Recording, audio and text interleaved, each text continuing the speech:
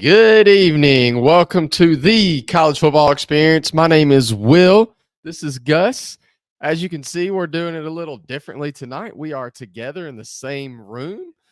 We wanted to come together and give you guys our college football playoff predictions, conference champs, and Heisman Trophy winners. But before we get to that, do we want to talk about any college football news here recently? We've got week 0 this Saturday.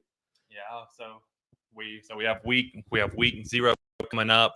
Navy plays Notre Dame at 2:30 Eastern time on Saturday. That'll probably be a pretty ugly game. We get our first look at Sam Hartman in a Notre Dame uniform. That'll be interesting. Then we get Vandy at hosting Hawaii. Spread on that's about 17 towards Vanderbilt. And then there are a couple games that I'm interested in, like Ohio going out to San Diego State. That's a really close line. Ohio's really going to make some noise in the MAC this year, I think. So those are just a few games to keep your eye on. Well, you talked about lines. So what are like one of the lines that you like this weekend that maybe you would bet on if it was legal in Georgia?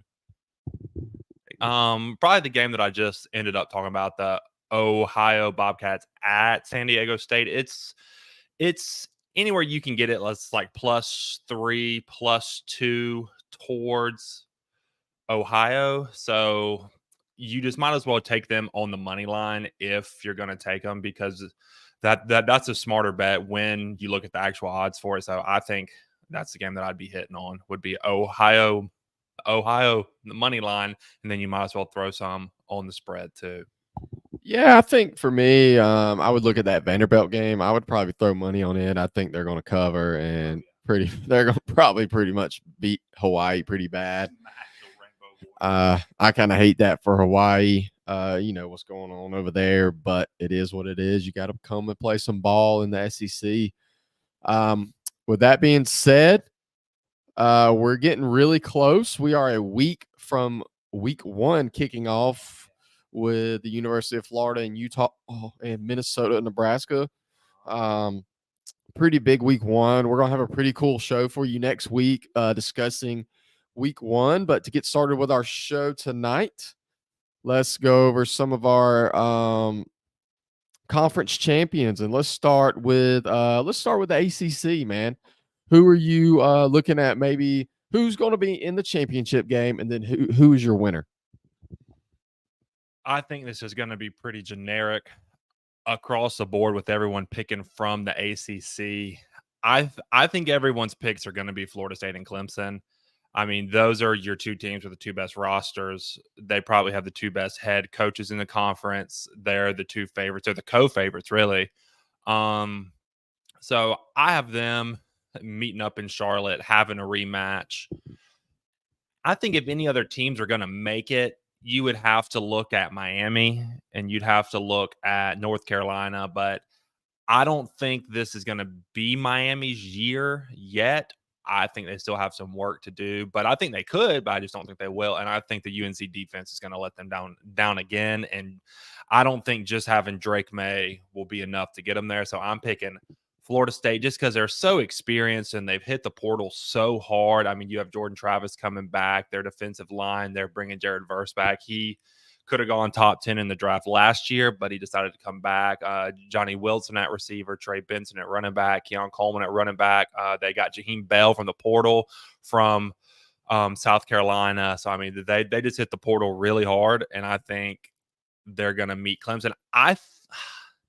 I don't want to say I have to say who's going to win. I'll probably say Clemson's going to win just because until Florida State shows me that they're here to play and they can beat the top dogs under head coach Mike Norvell, then I'm going to go with Clemson. They're the more seasoned program.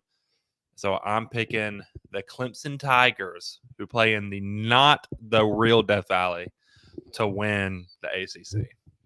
Yeah, you were pretty spot on with the ACC. It's really top heavy this year with really two teams, and maybe North Carolina is kind of that third team, but they're really nowhere close to other teams. And really it's because of the defensive side of the ball. And you kind of mentioned that Clemson's defense is really good. Florida State brings so much experience back. Jordan Travis coming back, Heisman Trophy contender. I feel like he's been there for 10 years now. They're really experienced. They're explosive. They hit the portal real hard. I think Clemson's going to win the first matchup in Death Valley. Just Florida State just doesn't play well on the road against quality opponents, ranked teams. But I think Florida State gets revenge in the ACC championship game, beats Clemson, and knocks the ACC out of playoff contention. Out of the playoff totally? Yeah, totally. So this will be a cool kind of experiment that'll play out throughout the season. You have Florida State, who has this identity of being a portal heavy team, and then you have Clemson, who I think they've taken 2 dudes in the portal ever. Yeah, so like they really love building their guys, getting them out of high school, them being a massive culture fit. So this will be kind of an identity war of, hey, like we're going to build this team quick and we're going to bring these guys in, versus a slow build that you have to maintain. So I think that'll be interesting. And yep, so you have Florida State. I got Clemson winning the ACC. Yeah, we'll see how it goes. You know, Florida State opens up with a tough opponent here week 1, so we'll see exactly who they are early on. So, moving on, man, let's go to the Big 12. All right, kind of a conference has always been wide open. We kind of mentioned this when we did the win totals. First year, Texas is the favorite coming in like a long time. Yeah, like since 2009, and they actually won it that year and went to the national championship. So, who are you looking at to the Big 12? Who can make it to the championship game and ultimately maybe win it and possibly go to the playoffs? So, this was a really fun conference to watch last year. This is going to be a really fun conference to watch this year. I mean, you have Texas, you have Oklahoma, you got people sleeping on Texas Tech, you have Kansas State that won the conference last year. You have TCU that didn't win the conference but still went to the national championship game last year. You have Oklahoma State that people are sleeping on. You have some of the newcomers like UCF, Cincinnati, BYU, Houston. I mean, it's just a wide open conference. And I'm even leaving off teams like, you have teams like Baylor that I'm leaving off, but I think to make the game, I'm picking Texas, and I'm gonna go out on a limb here. I'm picking Texas Tech. So they play in the last week of the regular season, and I'm gonna say they play again the following week. That'll gross a lot of people out, but I didn't pick them as my sleeper team. A couple of weeks ago, I did pick Kansas State as my sleeper team, but I've been getting high on all the Texas Tech hype lately. So I'm picking Texas versus Texas Tech in the conference championship game. And I'm picking Texas to win it. And you might see them talked about later in the show. Yeah, I'm on the Texas bandwagon as well. I have been since we started this in January. Really love Sark, love Quinn Ewers. I think Texas is ultimately going to win the Big 12 this year. I think they're going to get over that hump, but I think they're going to have to play Kansas State in the Big 12 championship game. I think it'll be a tough matchup. Kind of something Kansas State does is they're really physical. So I think that's going to be a challenge for Texas, but I think they're going to figure it out. And here's the deal for me for Texas. Obviously, just compete with Alabama. It doesn't matter if you win or lose. Compete with them and just stay healthy. If you can stay healthy, you can make it to the Big 12 championship game and have a shot at the playoffs. But and something that I love about Texas is their wide receiver room, like we've hit on time and time again. It's so talented, but most people are talking about the wide receiver room. Most people are talking about Quinn Ewers this offseason. They're not really talking about the front 7 depth that they've recruited and developed on the defensive side of the ball. And they have a nasty offensive line. And then all the reports coming out of fall camp is that their running back room's kind of coming into shape, that the freshman Cedric Baxter is kind of putting on a show, and that he's looking like the real deal. So I'm really looking at Texas to be a super physical team, kind of like you were saying that Kansas State's a super physical team. I'm really looking at Texas to develop that identity this year, and not only be able to be really flashy like the Sarkisian offenses are on the perimeter, but really be able to get gritty when they need to get gritty and to not get pushed around and really own the Big 12. Yeah, a stat we need to just keep an eye on before we move on to the next conference is Sark's had a 1,000-yard rusher every year he's been a head coach. Something to see if he can reach that mark this year with a young backfield or not. Don't know if one of them can do it, but they'll probably do it by committee. But with that being said, man, we both have Texas, and we're gonna go out to the wild, wild west. It is wide open this year with the offenses. Yeah, this is the last year of the Pac-12 pretty much. Everybody's kind of expanding to their own different conferences. It's crazy what college football is getting to now, but we'll get into that another day. But anyways, the Pac-12 wide open, a ton of offenses. Probably the best quarterback conference in the country right now. A ton of guys up for the Heisman Trophy, returning Heisman Trophy winner, Caleb Williams at USC. Who are you looking at maybe in the Pac-12 that can maybe we'll have a new champion, or will Utah three-peat? I think we're definitely going to have a brand new champion in the Pac 12. So, I mean, there's 6 teams with win totals over 8.5. There's USC, Washington, Oregon State, Utah, and UCLA. I'm going Oregon, USC for the Pac 12 championship game. And like you were saying, this is a conference with lots of offensive production, lots of quarterbacks. So what sets Oregon apart is their defense. They have a defensive-minded head coach. They have the best defensive front seven in the conference this year, I believe. We'll, of course, have to see that all play out on the field. But because the Ducks have a solid offense, and I think they're going to have the best defense in the conference, we've seen Utah the past 2 years. They've had the best defense in the conference. They've been able to step up when it matters and win the Pac-12 the past 2 years. So I'm going with the Oregon Ducks to beat USC in the last Pac-12 championship game as we know it. Yeah, that's kind of sad to say, man, that this might be the last year of the Pac. This is the last year of the Pac-12 championship. Um, this conference is going to be fun. It's underrated if you live over here in the Southeast like we do. It doesn't get a lot of respect out here. I think ESPN really is trying to get the East Coast to watch it more because they are putting them in those 3:30 slots, the 7:30 slots, trying to keep us from not having to stay up all night to watch the big games over there. With that being said, I think Utah's gonna be competitive in it. Just Cam Rising, just coming back. It's gonna be a while before he gets healthy, and their stretch in the second half of the season is ridiculous. I mean, they go through a stretch of like USC, Oregon, UCLA, Washington. I mean, they play all the tough people late, and I just think they're gonna lose one too many games to make it back to a three-peat.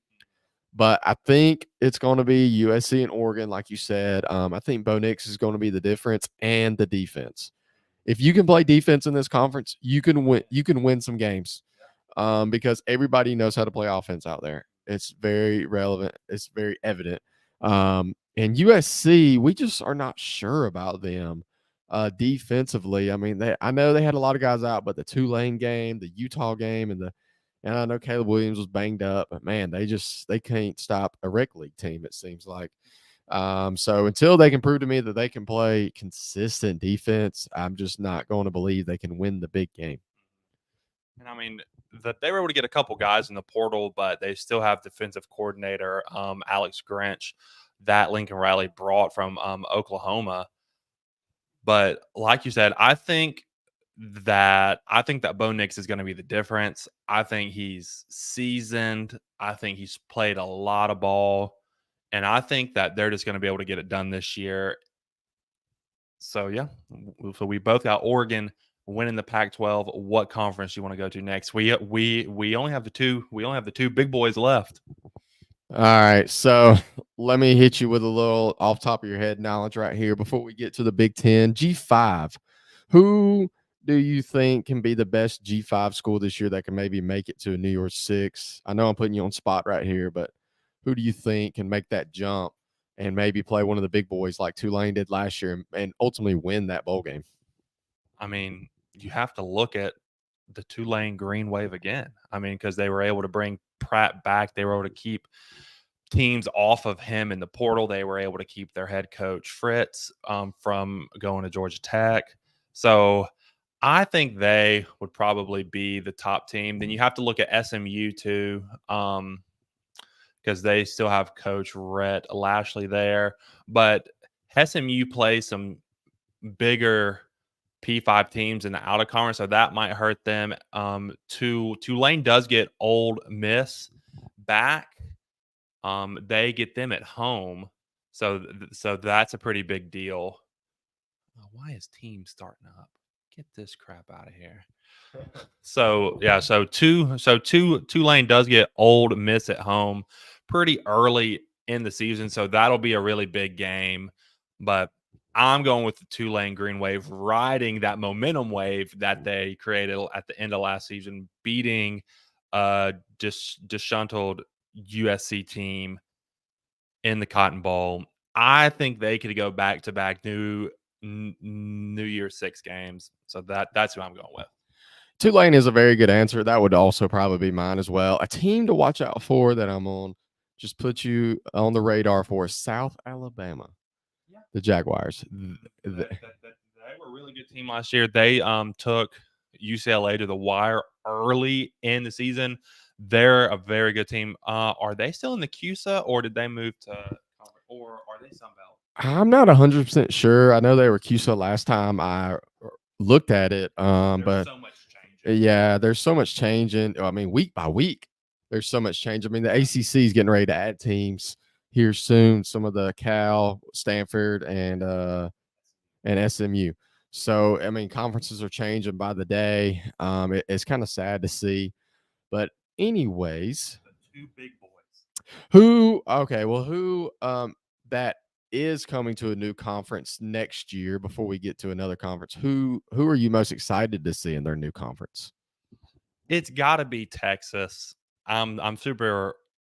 I wouldn't say I'm excited that they're coming to the SEC just because of everything else that move has caused, but I'm just excited to see them play Texas A&M again, just because we get that rivalry. Hasn't been played in 12 seasons. I really hope we get the chance to go to that game, because that's going to be a once in a lifetime event. 12 years of angst, 12 years of hatred built up, boiling up under the surface as Texas is kind of fallen off. Texas A&M has kind of come up to the forefront. So those are the two biggest teams in that state. And to see that game played, and for it to be a conference game probably at the end of the season, that's going to rival the Iron Bowl, I think, for the best rivalry in the SEC. So probably Texas. And then I would say second, probably Oklahoma, just because I hate all the moves of those Pac-12 teams go into the Big Ten. So probably Oklahoma too, because they're just such a winning program. They have so much history. They've been the better program between them and Texas in the past 15 years. So I would say Texas and Oklahoma for the teams I'm most excited about to see change in conferences in 2024. Well, that being said, there's one conference that really added some teams. That would be the Big Ten. And this year, the Big Ten is really top heavy with three teams that are favorites. Out of the East, Ohio State, Michigan, and Penn State. The West is kind of a little weaker with like Iowa, Wisconsin, and Minnesota. So, who do you think's going to be out on top, playing in Indy in December, and then ultimately playing in the playoffs? So, like you said, there's the three big boys in the East: Michigan, Ohio State, Penn State. Oh, man, that's going to be a great round robin of a bunch of games to see. From the East, I'm going with the back-to-back champs team that has the most experience on the roster. They have probably the best roster, just depth-wise, experience-wise in the Big Ten. I'm going the Michigan Wolverines are going to come out of the East. I would really like Penn State to come out of the East, but I just think Michigan will get that tiebreaker. They both could be 12-0, 11-1 each, but I think Michigan's going to Indy from the East. And really looking at the West, there's three teams that I have my eye on. There's Wisconsin, first-year head coach Luke Fickell there. There's Iowa, who's always been very, very good. They were able to bring some offensive transfers in. They have to get better on offense to be able to compete with Wisconsin this year. And then I'm looking at Illinois. I would look at them to kind of make a little run to Indy, but I'm going Wisconsin too. So I'm saying Michigan versus Wisconsin in the Big Ten championship game. I'm saying Michigan three-peats, and they'll be number 2 team heading into the college football playoff, kind of giving you a little sneak peek there. But, yep, I think it'll be Michigan versus Wisconsin in the Big Ten championship game. Yeah, the Big Ten East is really fun. It's really stacked. You can compare it to one of the best divisions in football right now. I mean, if you wanted to, just 3 teams who are contenders, and you could pick any 3 teams, and everybody be like, "Oh yeah, I could see that." I think those games are going to be so much fun. We almost went to one of the games. SeatGeek, you suck. But I know I've been high on Penn State. I know you guys probably, if you watched an episode or two, I love Penn State. But I'm gonna go Michigan as the coming out of the East just because of the experience. JJ McCarthy, they're just not gonna have to really play anybody till they get to Penn State. So they're going to be ready to go for that game. I think they'll split. They'll all be 11-1. Ohio State maybe will be 10-2. I mean, that will be really shocking to me. But I think Michigan comes out of the East, and then Iowa's going to come out of the West. And it's just because of the offense they got in the offseason. I think they're going to be better. They put really good emphasis on it this offseason, and they're tired of hearing about how terrible they were last year. But they got former Michigan quarterback Cade McNamara. You said it right this time. There we go. Yeah. Pronounce it right. Yeah, I'm a big fan of him. I was a big fan of him at Michigan. Thought he was going to make Michigan successful when he was there, and he did.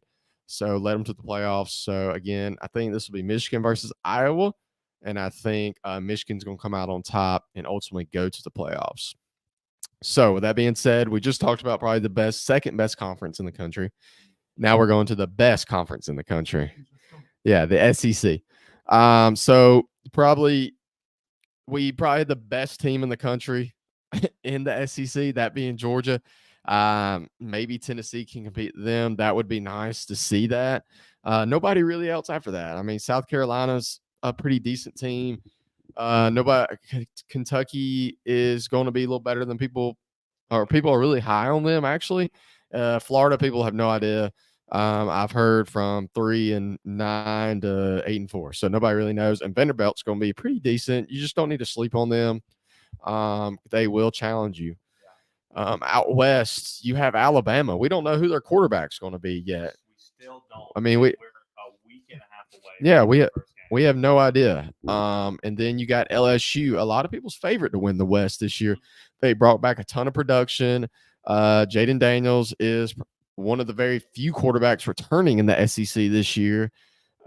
He has one of the best wide receiver cores, probably maybe in the country. Probably, well, not the best, but top 5 probably. Defense is always going to be really good to see.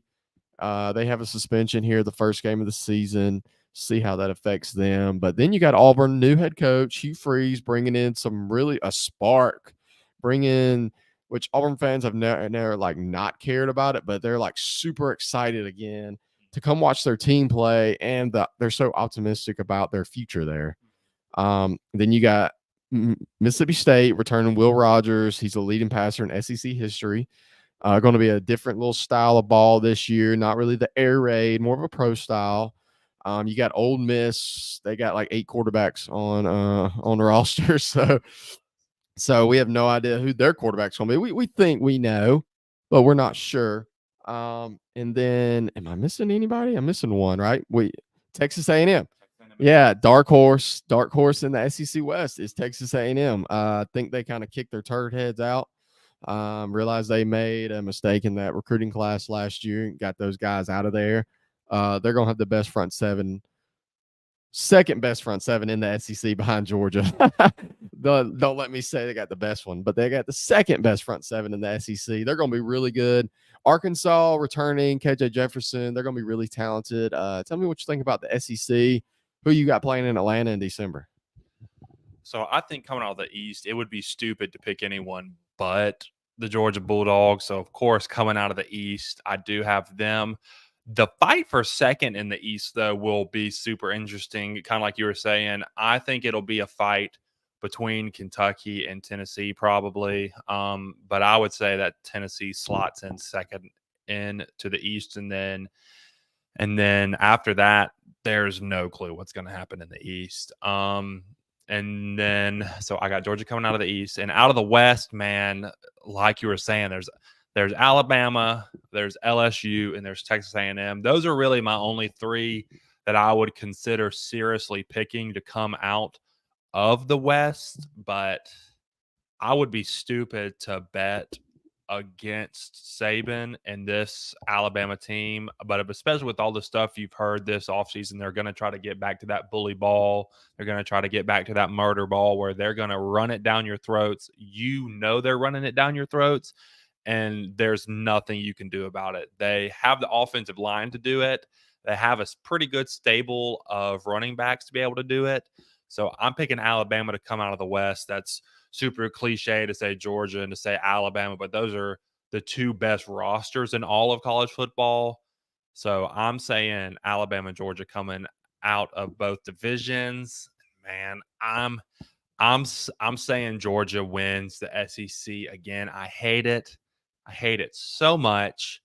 But I'm saying Georgia doesn't. They do not go unscathed, but they do come out of the SEC.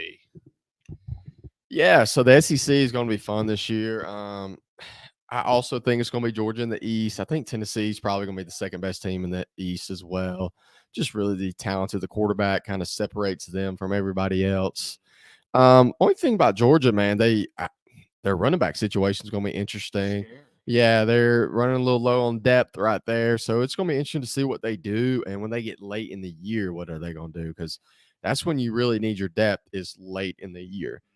But the West is wide open, like you mentioned. It's three teams that are really, I think, only have a shot: Alabama, LSU, and A&M. I'm going Alabama as well, and it's really just because all their big games are at home, but the A&M game.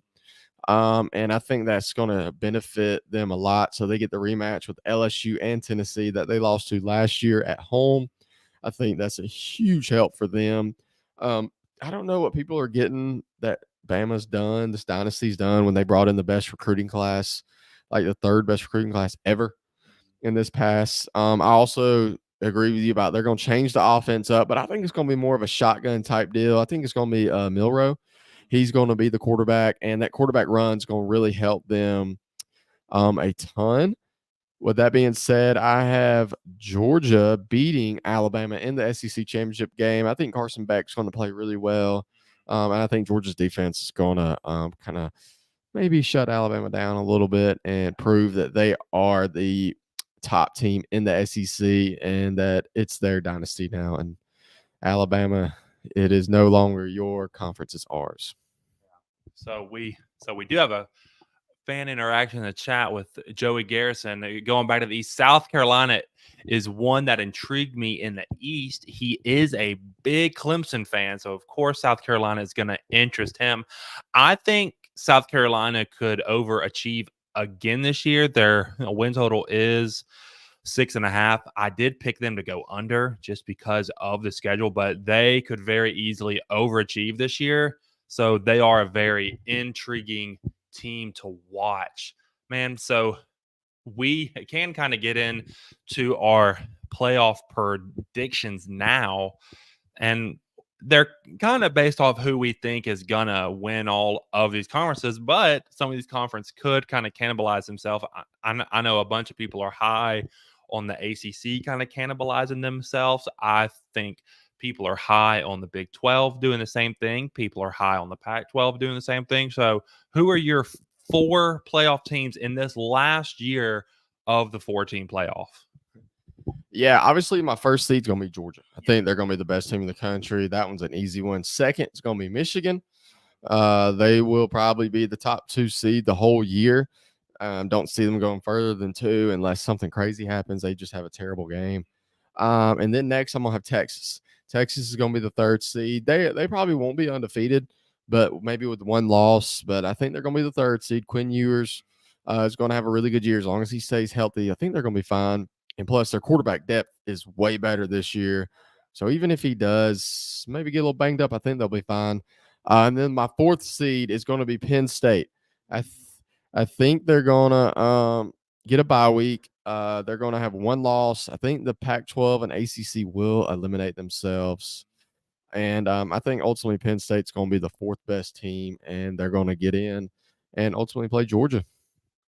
Those are going to be some good games if they do hold Georgia versus Penn State, Texas versus Michigan. I think Texas and Michigan play in 2024 too, and I think they play in a non-conference game up in Ann Arbor. So of course, me with my 1 seed, I'm going the Georgia Bulldogs. I'll go with them as my number 1 seed. Again, same with you. We're in a lockstep here. I'm going Michigan as my 2 seed, and then I'll go the Oregon Ducks as my 3 seed. I think Oregon's going undefeated. I'm calling it. I think Georgia, even though I picked them to go under, I think they could easily go undefeated. I think Michigan could go undefeated. I think Oregon's going undefeated. Then I got Texas getting into the playoffs, 12-1, 1 loss to Alabama. So I got those are my 4 playoff teams. And then to wrap the show up, Heisman picks. Bo Nix is winning the Heisman. I'm anchoring Bo Nix to New York City in the month of December. He's winning the Heisman. He will have a great redemption story of people thinking he's trash at Auburn, people thinking he sucks at Auburn. No, it was the offensive line. It was the scheme he was in. It was the coaches that he was under, and he is going to go out west. He's going to prove himself. He is going to prove that Oregon is here, that they're ready to compete when they do go to the Big Ten, and he's going to win the Heisman. That's a good pick. I'm one of those that used to pick on Bo Nix a lot just because it would bother Auburn fans a lot. I think he's a great player. He's done really well, and I think he's in a better scheme for him, for his skill set.